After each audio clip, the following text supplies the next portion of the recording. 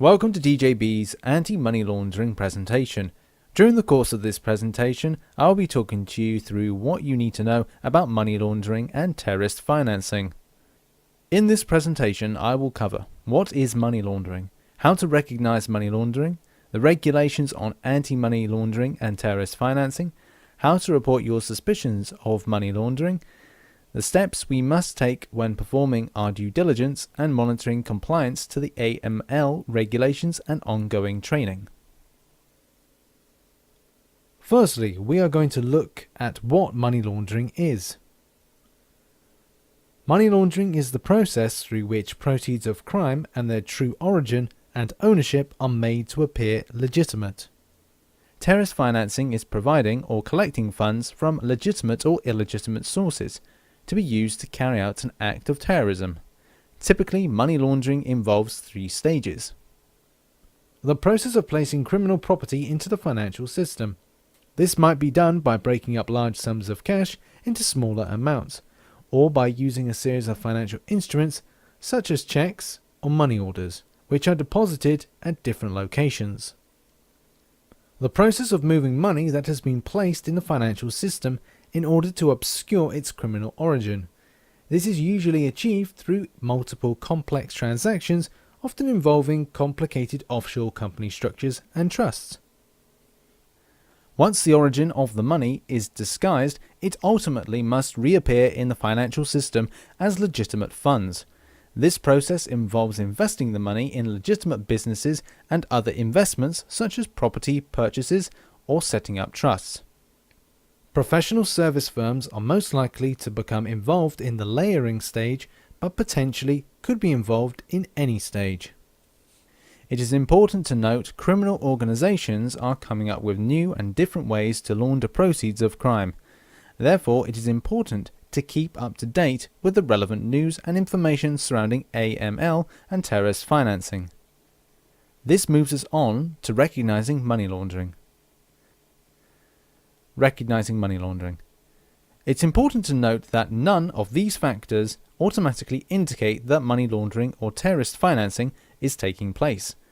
They are merely red flags, but you should pay particular attention to matters where a number of factors are present. The client.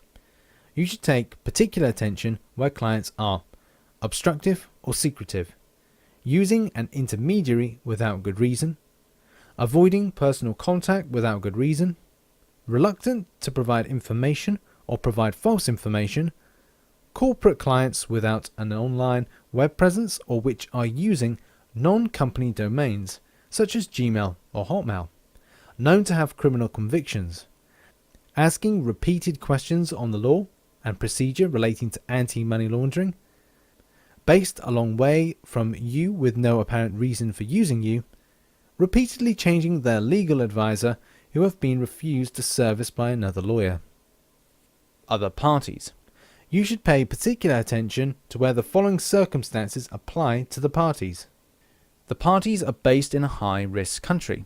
They appear to be connected without any apparent business reason. The nature of the ties between the parties cause doubts as to the real nature of the transaction. There are multiple appearances of the same parties in transactions over a short period of time. The age of the parties is unusual, particularly where a party is under the legal age. There appear to be attempts to disguise the parties. The person directing the matter is not a formal party to a transaction. Charities receiving funds in unusual circumstances, for example, receiving a large amount of cash. A donee who has completed an improper financial transaction. Instructions. You should pay particular attention where the following circumstances apply to the instructions. The client has deposited funds with you or the source of the funds changes at the last moment. The instructions are outside your usual range of expertise. In other words, why is this client using you? There are retainers involving high-risk jurisdictions, for example, Iran, Uzbekistan, Turkmenistan, Pakistan, Sao Tome and Northern Cyprus. The transactions have no apparent logical, economic or legal purpose. There are loss-making transactions where the loss is avoidable. The transactions are complex or unusually large. Instructions for which the client wants to pay you higher fees than the norm. The instructions are unusual in any way. Abandon instructions where the client has no concern for the level of your fees. There are retainers exclusively relating to keeping documents or other goods or holding deposits. Money. You should pay particular attention to where the following circumstances apply to the money involved in a transfer. You are being asked to return the funds or send funds to a third party. There is a money transfer where there is a variation between the account holder and the signatory. There are payments to or from the third parties with no logical connection to the client. Large amounts of the cash or private funding are being used.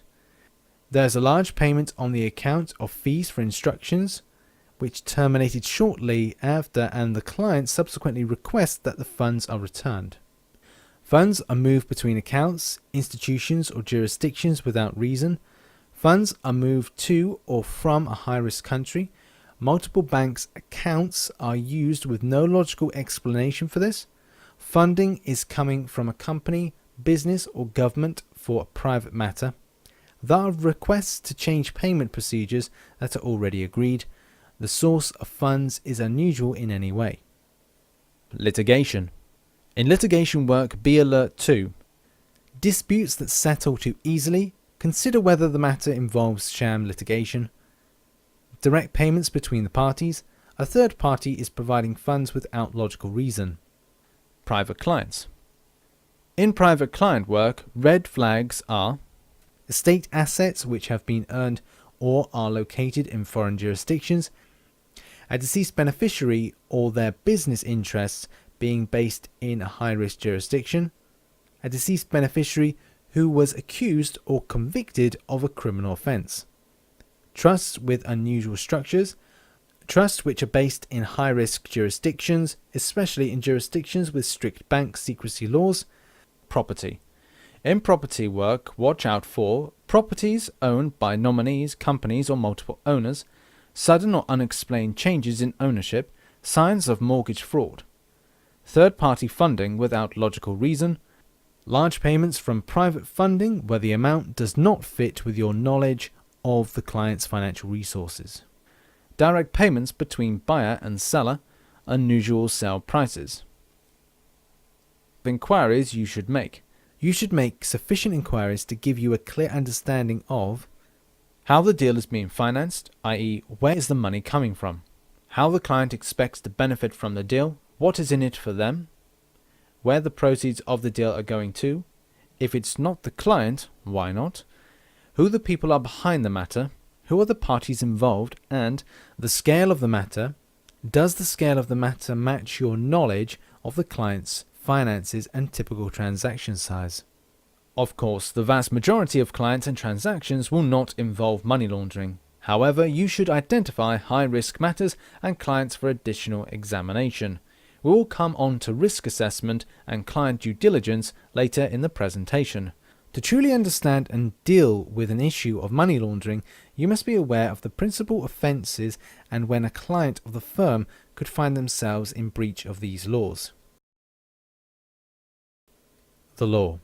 The Proceeds of Crime Act 2002 establishes a number of money laundering offences. These can be broken down into the principal offences, the offences of tipping off and prejudicing an investigation.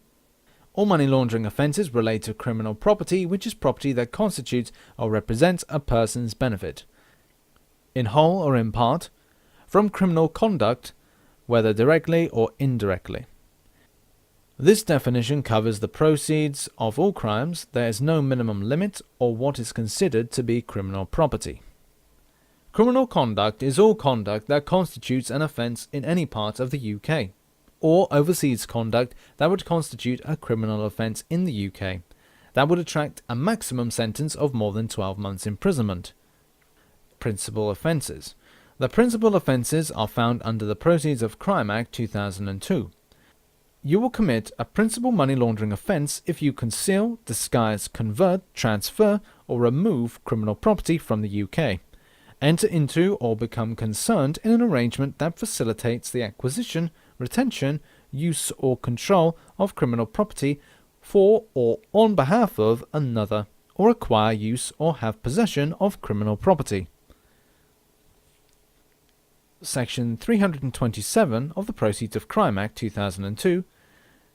Section 327 provides that you will commit an offence if you conceal, disguise, convert, transfer, or remove criminal property from the UK. This includes concealing or disguising its nature, source, location, disposition, movement, or ownership. Section 328 of the Proceeds of Crime Act 2002.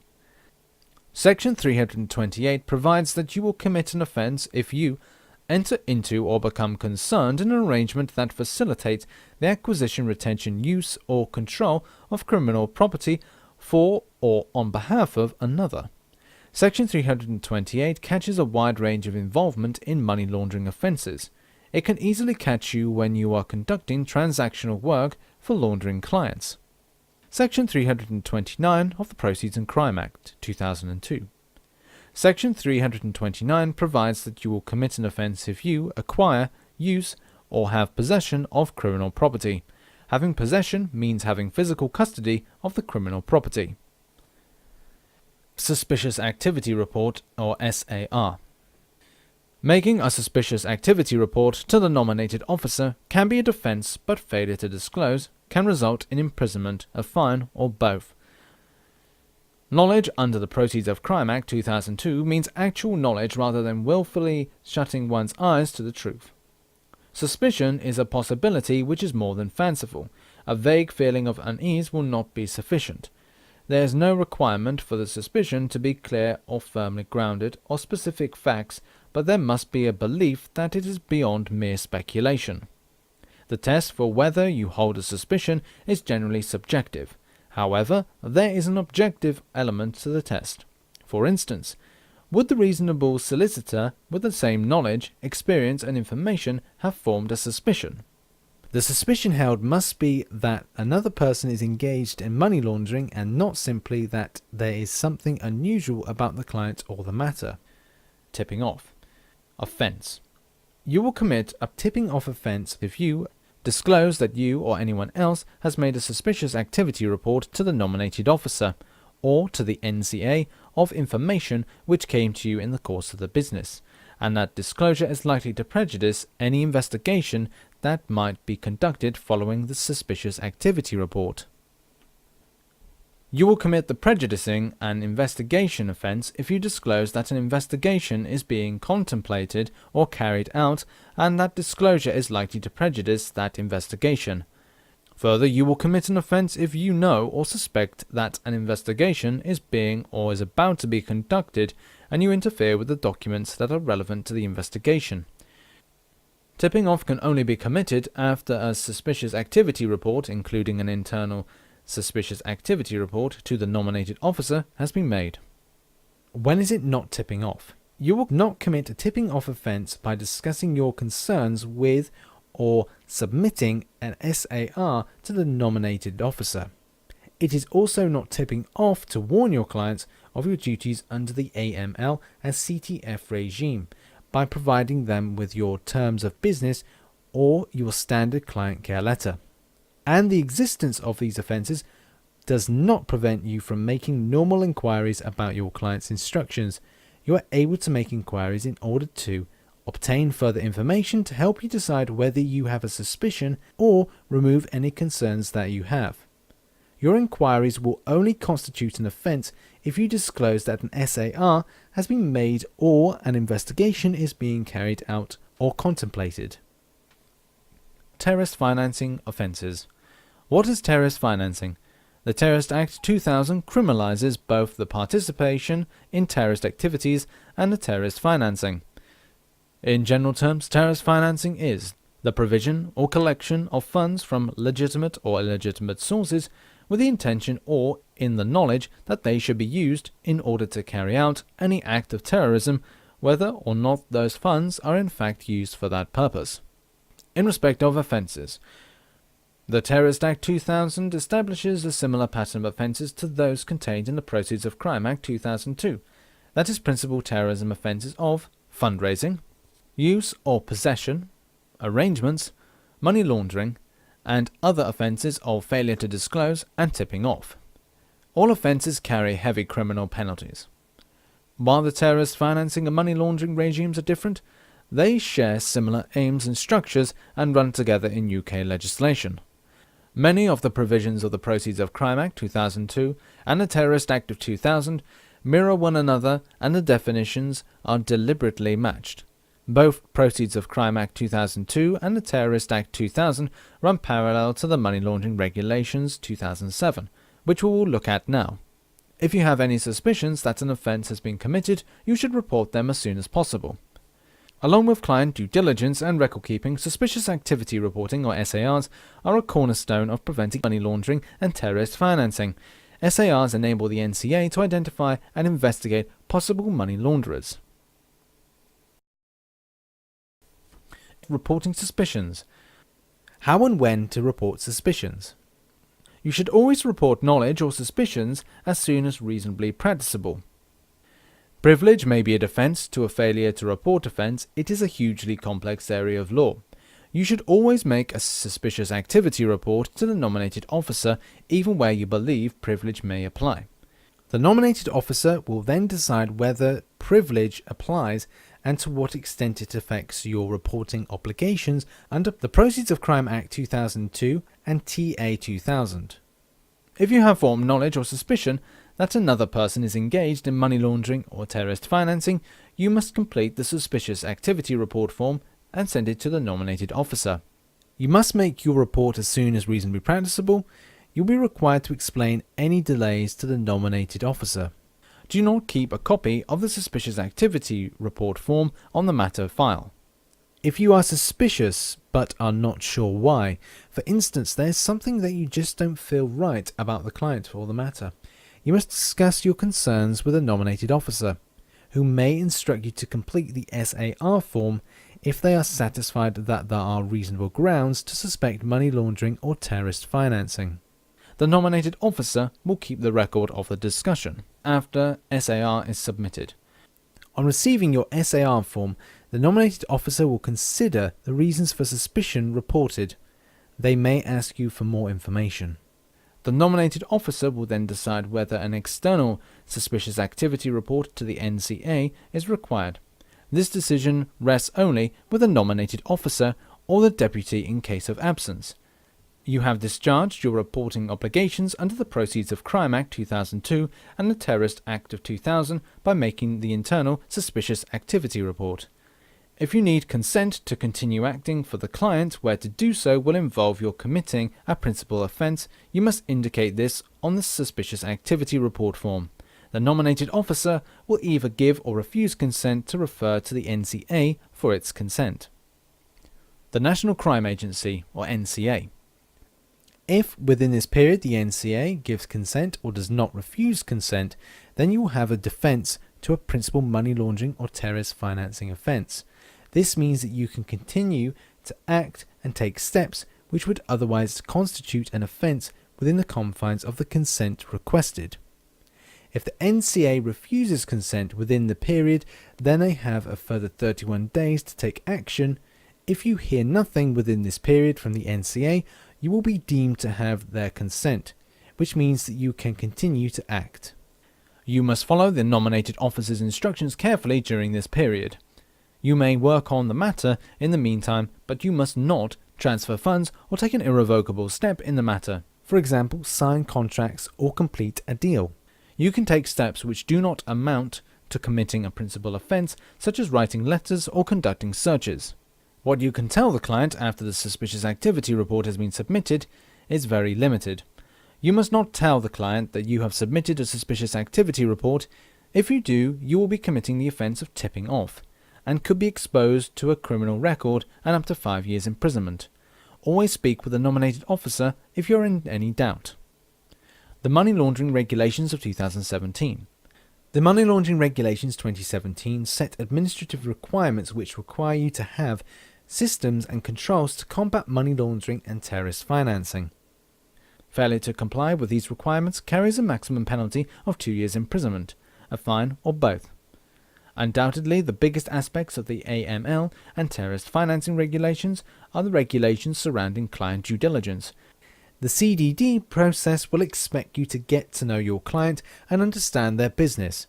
This process is more than just requesting identification documents.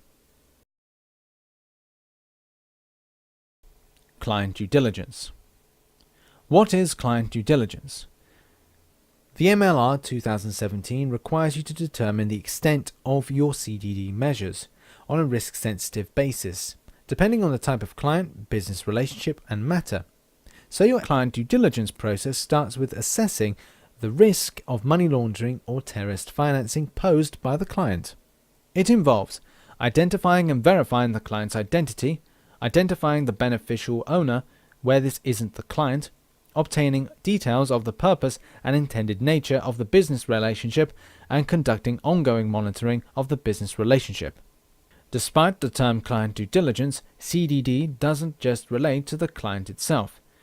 The MLR 2017 also requires you to consider the risks associated with the business relationship, which is broader than just the client, including product, service, transaction or delivery channel risks, geographical risk factors which may apply to the client or to the matter/transaction itself. When is CDD carried out? In terms of timing, you should usually conduct your CDD measures when the potential client first gets in touch, to avoid being put in the position of starting a matter and then being unable to apply CDD adequately. In terms of when or the circumstances that trigger CDD, you must conduct CDD measures. When you establish a business relationship with a client, when you carry out an occasional transaction for a client. In certain situations on existing clients, where you suspect money laundering or terrorist financing, the Money Laundering Regulations 2017 contains requirements on timing of client due diligence which depend on the nature of the client relationship itself. You should also consider whether any delay in completing the client due diligence process is in itself grounds to suspect money laundering or terrorist financing. Who should you apply CDD to?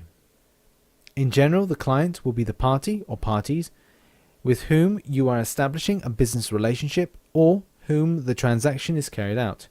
Further requirements apply to beneficial owners or persons acting on behalf of the client. Third-party client due diligence. The MLR 2017 allows you to rely on a third party to apply any or all the required CDD measures. However, they are very specific about exactly who you can and cannot rely on, e.g., regulated bodies. You remain liable for any failure in the third party's application of those measures. You are required to obtain from the third party all the information needed to satisfy CDD requirements and enter into written arrangements with that third party which enable you to obtain copies of any relevant documents and require the third party to retain those documents.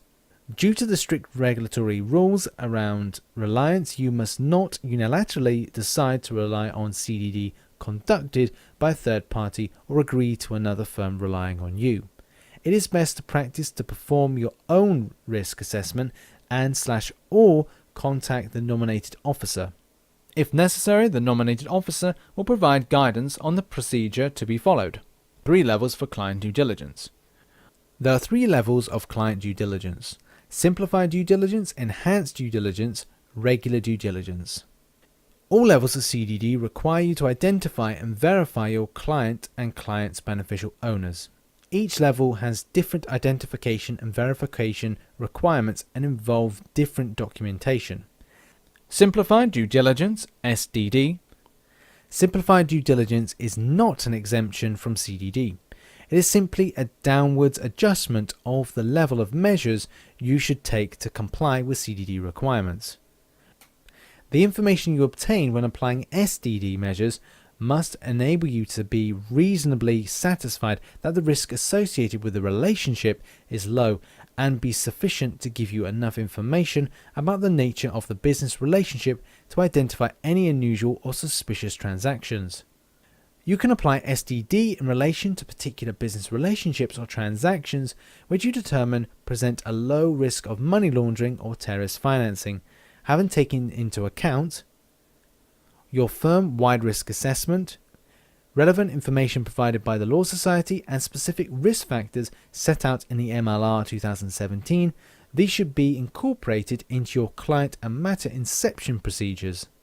Bear in mind that the presence of one or more risk factors may not always indicate that there is a low risk of money laundering or terrorist financing in a particular situation. But it's important that you consider all these risk factors for every client. Enhanced due diligence. Enhanced due diligence is a higher level of client due diligence, required to mitigate the increased risk presented by certain clients and certain situations. This involves taking additional steps to understand the ownership and control of the client and, in some cases, the source of funds involved in the matter. There's also a greater focus on ongoing monitoring, and you must have senior management sign off to take instructions from a PEP. You must apply EDD measures and ongoing monitoring. In any case identified as presenting a high risk of money laundering or terrorist financing in your firm-wide risk assessment or by the Law Society. In any transaction or business relationship with a person established in a high-risk country. Where the client/potential client is a politically exposed person or a family member or known close associate of a politically exposed person. We will go into more detail about this shortly. Where a client has provided false or stolen identification documentation or information for CDD purposes for non-face-to-face business relationships/transactions, in any case where the matter or transaction is complex and unusually large, or there is an unusual pattern or transactions, and has no apparent economic or legal purposes.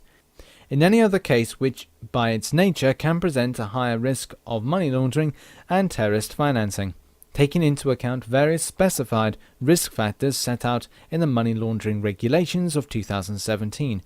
You should bear in mind that the presence of one or more risk factors may not always indicate that there is a high risk of money laundering or terrorist financing in a particular situation, but it is important that you consider all these risk factors for every client.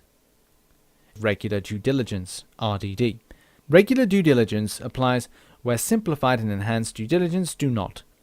Exactly what documents need to be gathered and the steps you need to take depend on a number of factors including the nature of the client, for example an individual or a business, where they are located, etc.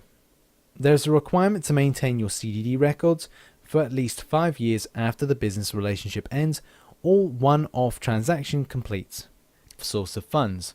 Understanding the client's source of funds is an important step to the client due diligence process.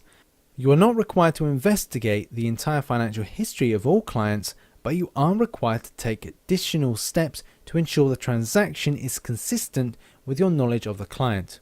This is part of the ongoing monitoring exercise that you must conduct on all matters. Scrutinizing the source of funds is more than asking for the money to come from a bank account in the client's name. Your focus should be on understanding how the client can legitimately fund the transaction. Remember that you must establish the source of funds and source of wealth in every matter where you are acting for a politically exposed person.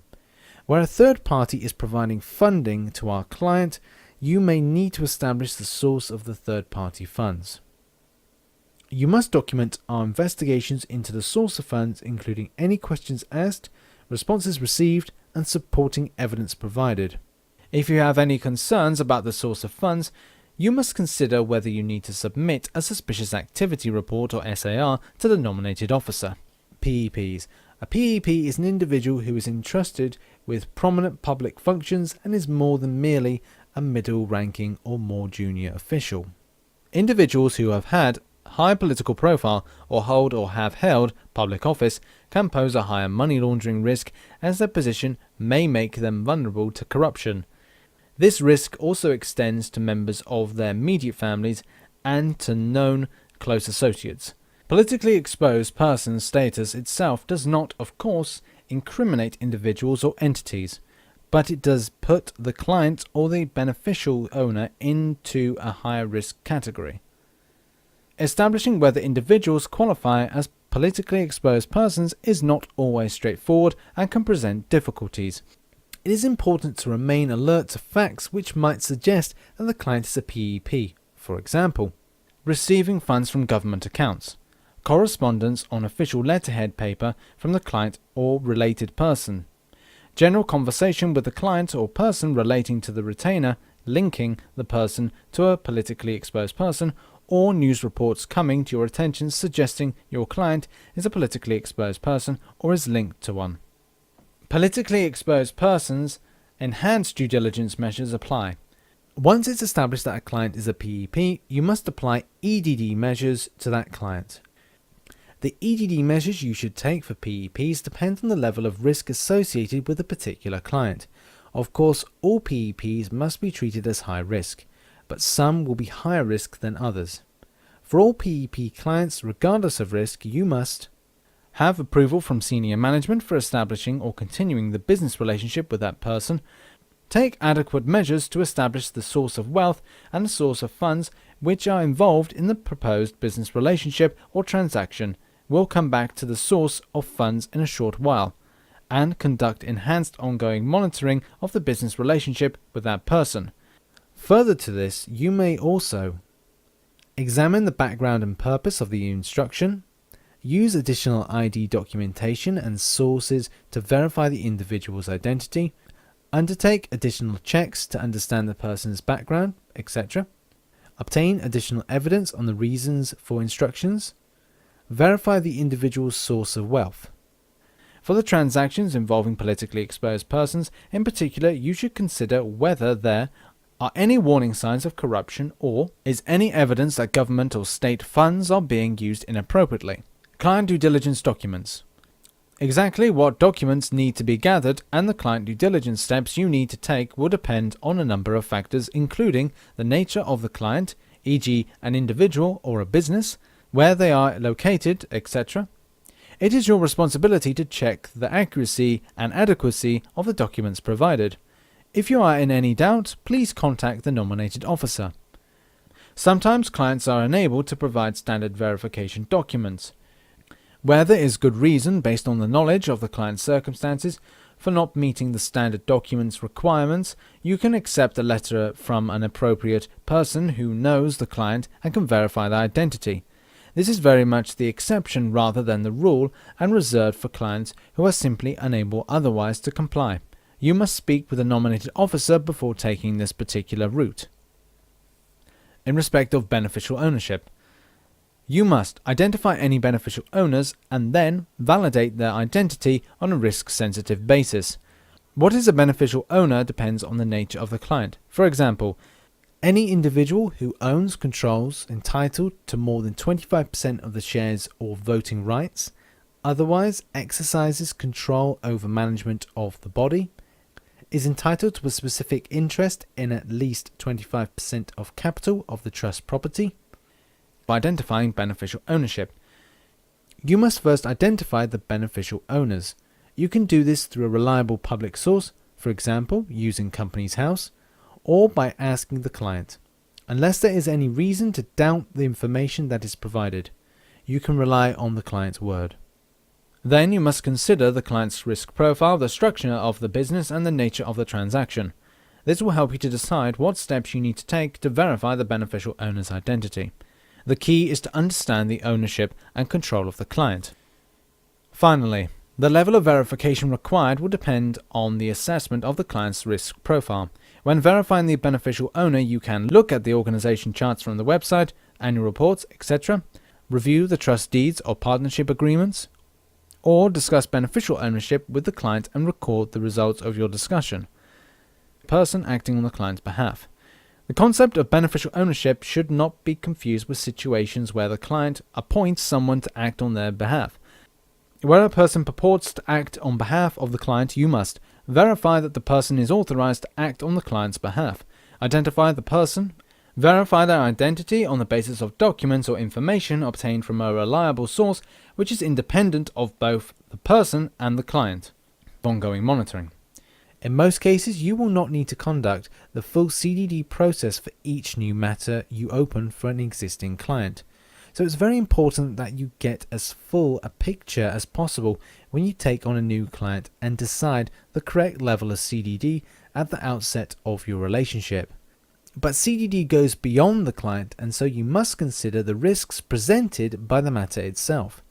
Existing clients. you cannot simply conduct CDD measures at the outset of a business relationship or transaction and then just forget about it. The MLR 2017 sets out circumstances that must trigger a review of existing CDD records, which are set out on this slide. So in terms of existing clients, we must apply client due diligence measures at other appropriate times to existing clients on a risk-based approach. If you become aware that the circumstances of an existing client relevant to your risk assessment for that client have changed. In determining when it's appropriate to conduct CDD on existing clients, you must take into account, among other things, any transactions which are not reasonably consistent with the knowledge of the client, change in the purpose or intended nature of your relationship with the client, an indication that the identity of the client or its beneficial owner has changed. Other matter which might affect your assessment of the money laundering or terrorist financing risk in relation to that client, gap in retainers of 3 years or more, client instructing on a higher risk matter or an existing high risk client. If client due diligence cannot be concluded. Where you are unable to apply CDD measures, the general rule is that you must not carry out a transaction for the client, not establish a business relationship with the client, not accept funds from or transfer funds to a client or third party, terminate any existing business relationship with the client, and consider whether a suspicious activity report is required. There are very limited circumstances in which this may not apply. For example, you may be able to verify the client's identity during the establishment of a business relationship if this is necessary to avoid interrupting the normal course of business and there is little risk of money laundering. This is on condition that the verification is completed as soon as practicable after contact is first established. You must never unilaterally decide that it is acceptable to delay completion of client due diligence. If you are unable to apply or complete client due diligence on any matter, you should immediately seek advice from the nominated officer. During the course of the presentation, we have looked at various regulations, red flags, and high-risk issues surrounding money laundering. It is important to ensure that all staff are well trained in this area so to reduce the risk to themselves and the firm. Thank you for taking the time to go through this with me today. Don't forget to check out our learning portal for future updates.